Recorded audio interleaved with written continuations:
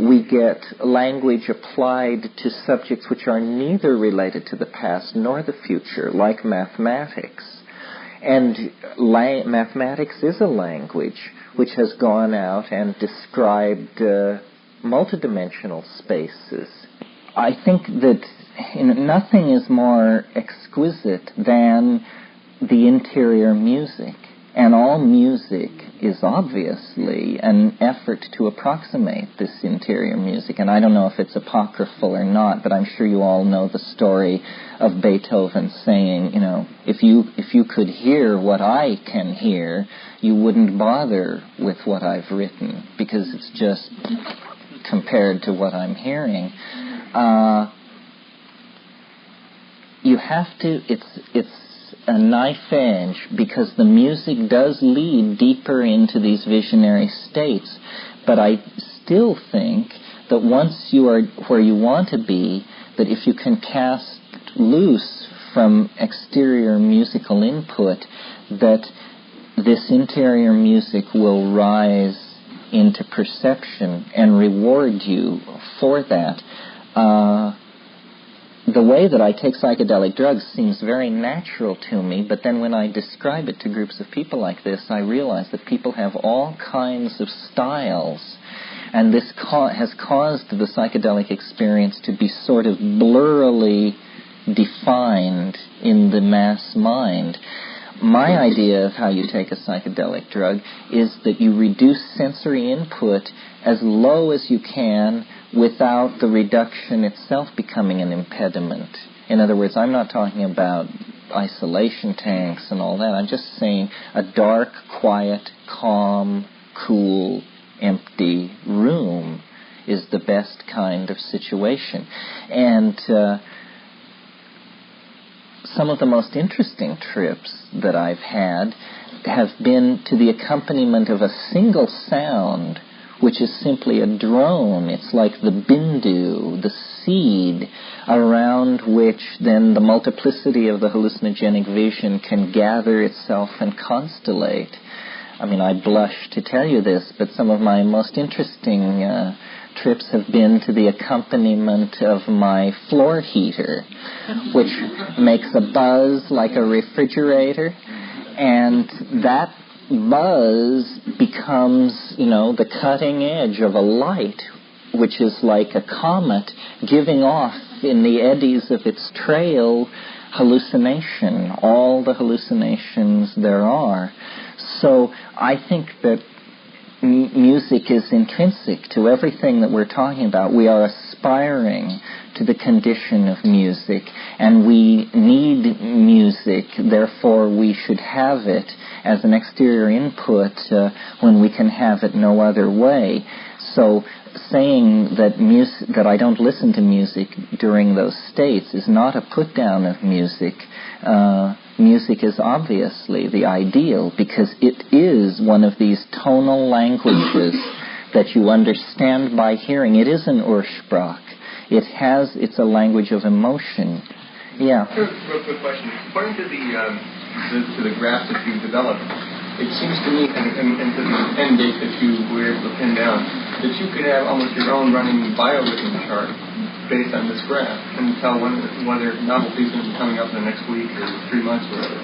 Have you gone that far? Definitely. One of the things that I do is I have a counseling service called Anamnesis.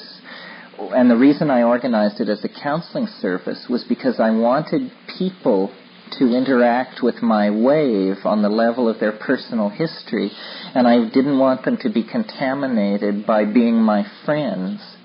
So I basically just advertised this service in Common Ground, which says something about understand novelty in your life, maps of the past and the future, this and that. And then people come to me, and I interview them about their life, and we search the wave for a good fit to their life, and then we integrate their wave as a statistical component of the larger wave, and then we can make maps of the present, the next 6 months, the next 10 or 15 years at different levels, and then people live it out and see if it works, see if when the graph indicates novelty in their life should be increasing, it is increasing, and when it shouldn't be, it doesn't. It's like I've invented a one-term form of astrology. It only talks about novelty. It tells you when it will go up, when it will go down. It doesn't, in any given situation, say what will happen. It only defines the level of novelty that must be fulfilled by whatever happens. Synchronicity, you see, one way that I think of this time wave is orthodox chemistry, physics, biology, probability theory, all these things go together to describe what is possible. So you say, could an asteroid strike the Earth? Let's ask the scientists. They say, well, yes, it's possible. There are enough of them. The probability is very low. Or you say, can we cleave this molecule with the input of this energy? And you say, well, yes, it's possible. Physics allows for that. But what my theory seeks to describe is not what is possible, but what out of the set of all possible things, why is it that certain things undergo the formality of actually occurring?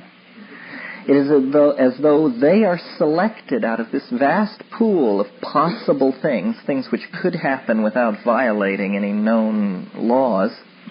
But out of that vast reservoir, certain things undergo the formality of occurring.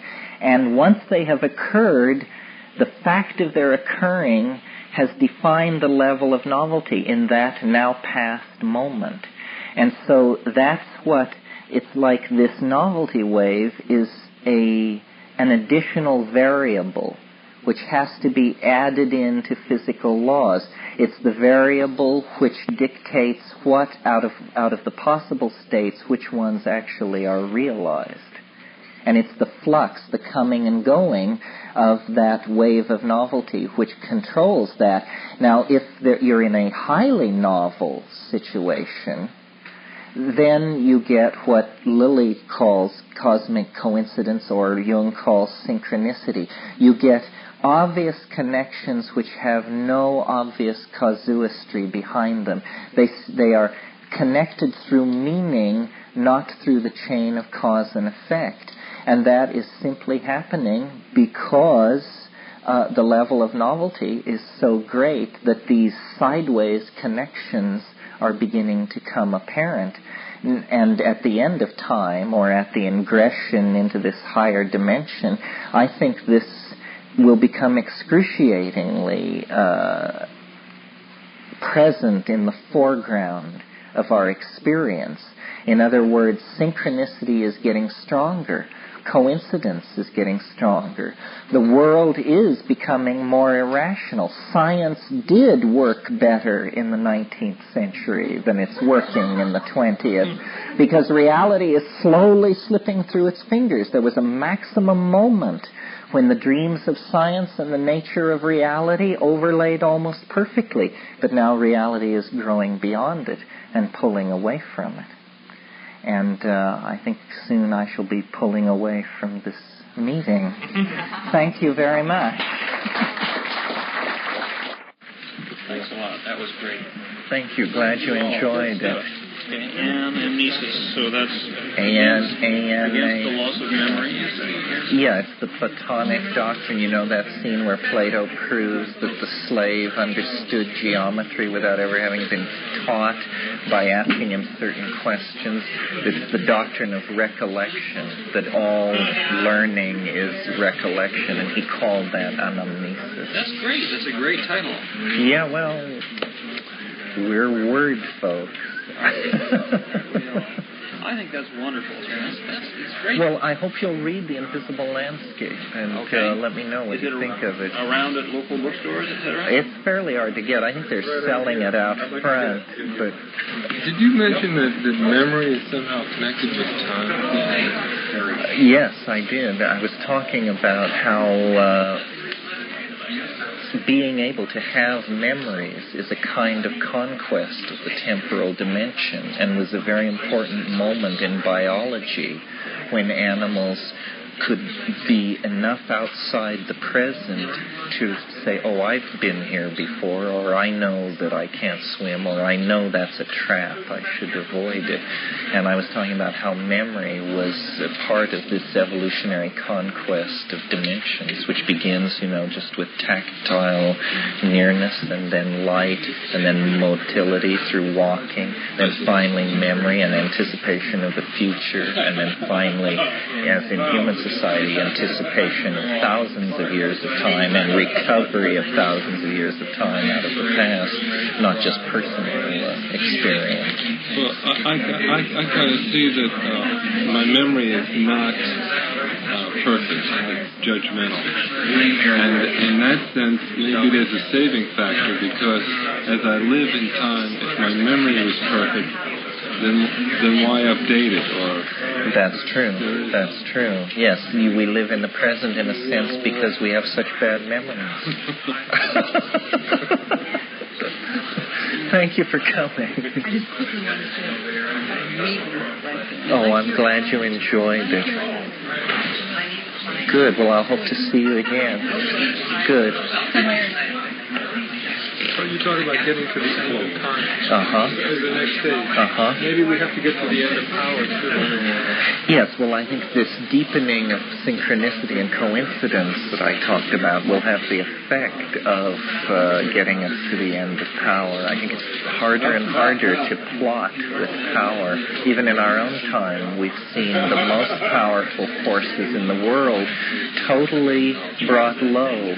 I mean, America loses the Vietnam War. Richard Nixon can't hang on to the presidency. It seems like the more powerful you are, the more in danger of being depotentiated you are. And I think this is about information, about the density of media, that power and information are at war with each other. And power must work hand in glove with ignorance. And ignorance is on the run. Yeah, well, we all are. Anybody in these societies is. I'll just get your reaction to some ideas to a theory put out by an engineer named John Kennedy. He says that we're coming to the end of the interglacial period and about to enter the ice.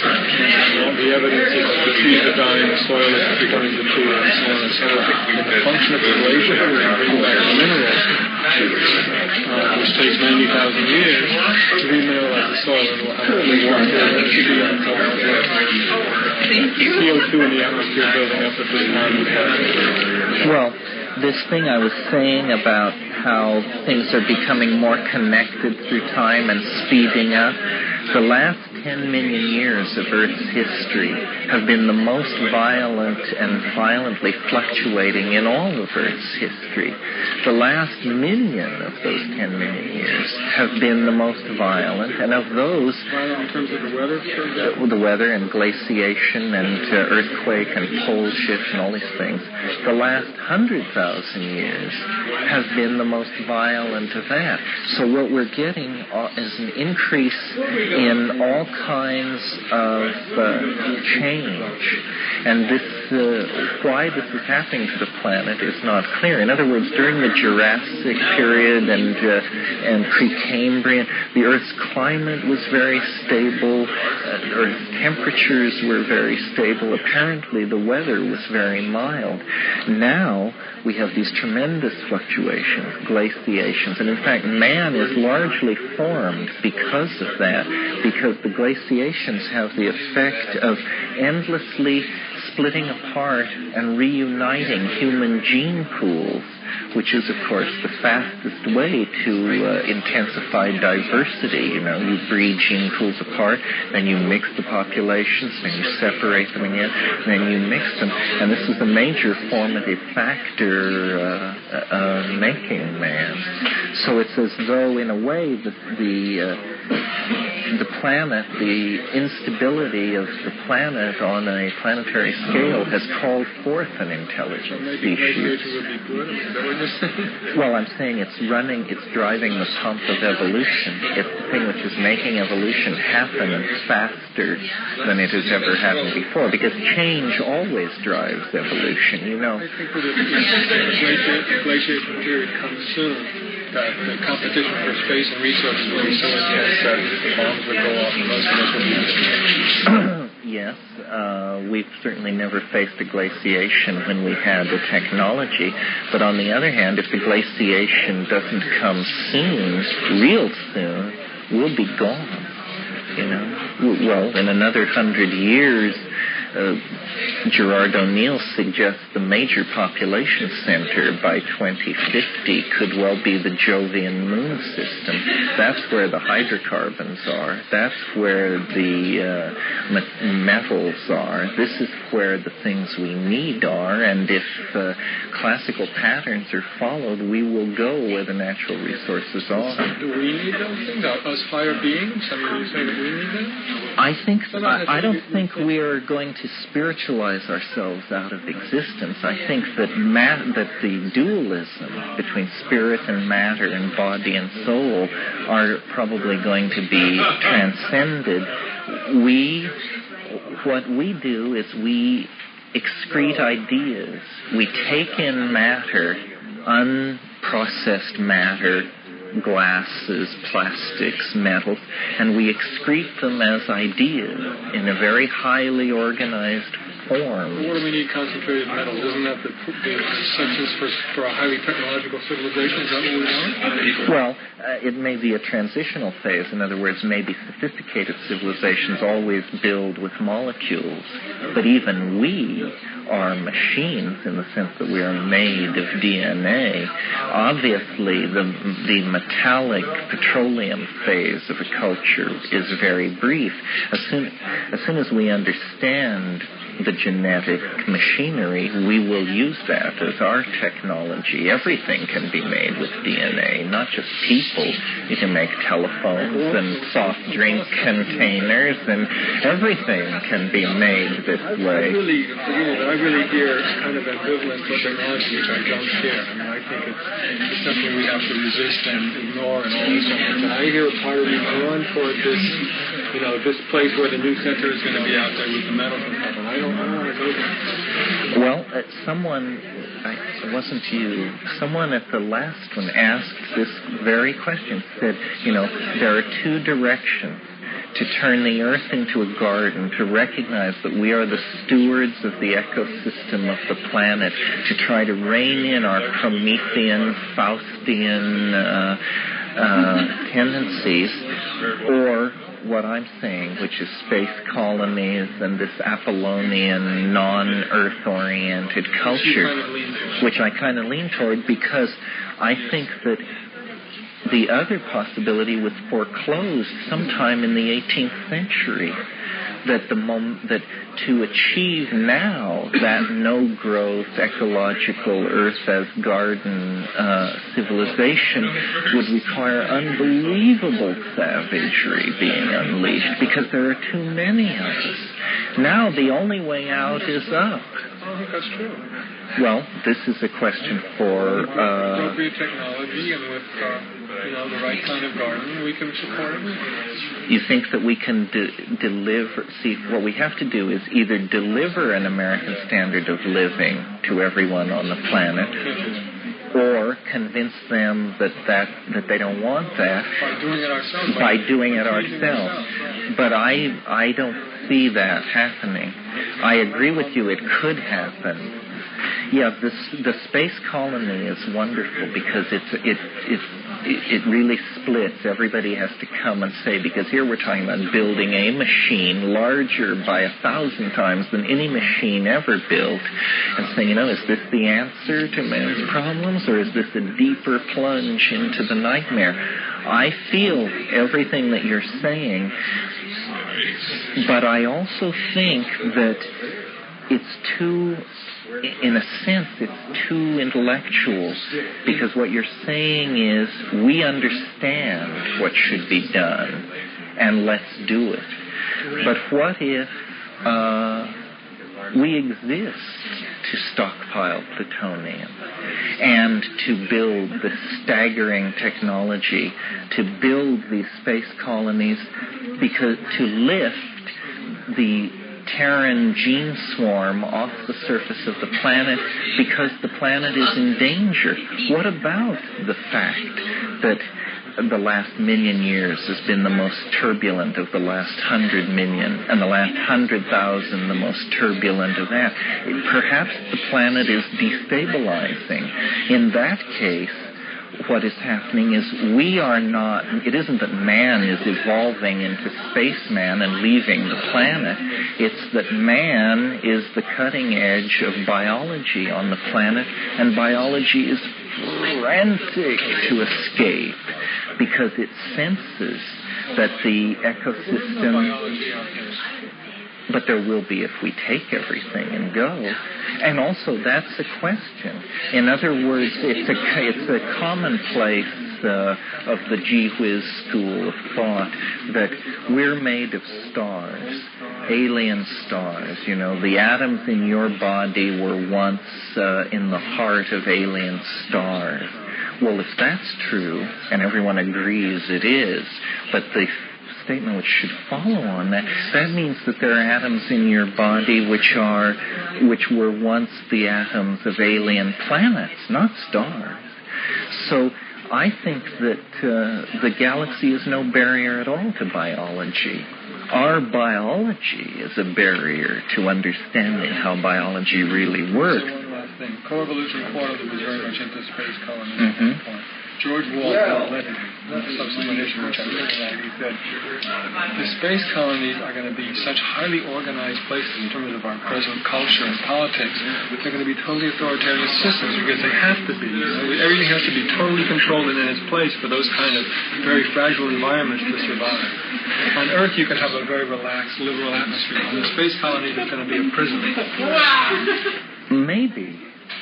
Because, you see, the Earth is a prison, and we are threatened by toxicity and plutonium and all these wonderful things. Plato, on the other hand, thought that the minimum governable size of a human population was 50,000 people.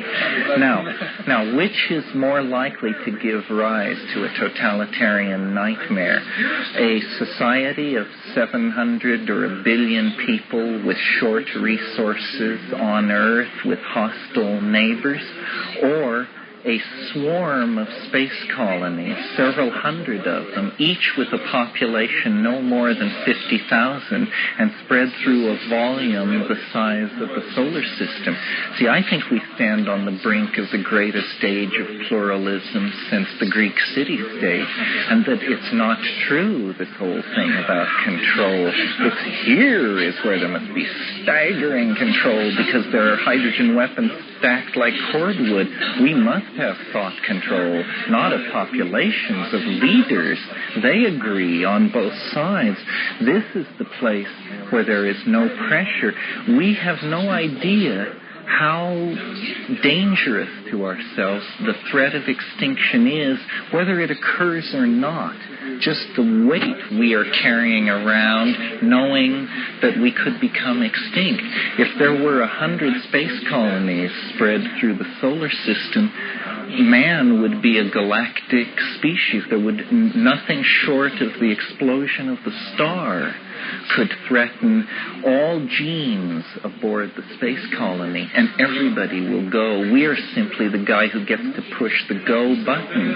But the animals, the plants, the bacteria, the fungi, everything will probably fall in lots of 40s and 50s. So the people who build these highly technological things are the most scientific, authoritarian people on the planet. Oh, it'll be built for the wrong reason, but it will be built. Columbus wanted to get rich. To the expansion of human consciousness. His longtime interest in plant hallucinogens, drug experiences generally, and the conscious development of conscious alternatives led him into the investigation of the phenomenology of religious experience worldwide. but particularly that of primitive people against a background of nature. His interest led him on a journey to the Amazon basin, where he discovered a way in which these states became available to himself directly. Terence Mckenna, I wonder if you could share with us that experience that shaped your life and work since that time. Certainly. There have actually been a number of expeditions to the Amazon that I have participated in. The earliest in 1971, the most recent in 1981. In 1981, a joint ethnobotanical expedition composed of people from Harvard and the University of British Columbia went down to Iquitos in the far east of Peru, and my brother was part of that expedition. He is an ethnochemist at the University of British Columbia. We were looking at ayahuasca, which is a hallucinogenic beverage taken over a very wide area in the lowland jungles of Ecuador, Colombia, and Peru. And we were also looking at a very little studied hallucinogen called ukuhe, or curacao, which is used by the Witoto, Bora, and Muinani people. And in both cases, these hallucinogenic drugs are based on DMT or DMT in combination with some other chemical which potentiates the experience. These are probably the two least studied of the hallucinogens, although ayahuasca is a major folk religion over a very large area and is involved in shamanic curing and is very familiar to the poor classes of the lowland jungles of Peru, and is well known among the mestizo populations. The curacao is a much less known drug, and we were studying it because the orthodox pharmacological theories say that it should not be orally active, and yet it is. So there was a scientific problem there to deal with. Something of discovering a new reality for science. Well, you have to have a scientific problem to center these expeditions, and then what you actually brush up against, of course, is the phenomenology of the drug as it's experienced, and this is far removed from the pharmacological issues which are being sorted out now in the laboratory.